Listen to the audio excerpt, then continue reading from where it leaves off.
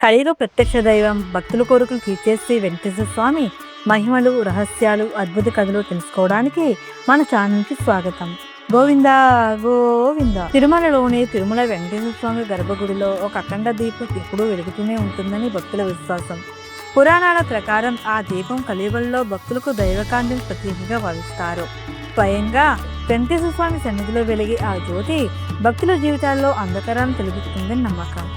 అత్యంత ఆశ్చర్యకరమైన విషయం ఏమిటంటే ఆ దీపం ఎన్నో సంవత్సరాలుగా నిరంతరం వెలుగుతూనే ఉందని చెబుతారు.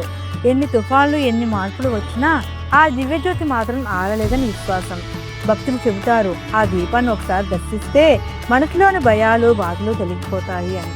అందుకే తిరుమల వెళ్ళిన ప్రతి భక్తుడు స్వామివారి దర్శనంతో పాటు ఆ అఖండ దీపాన్ని కూడా భక్తితో దర్శించుకుంటారు.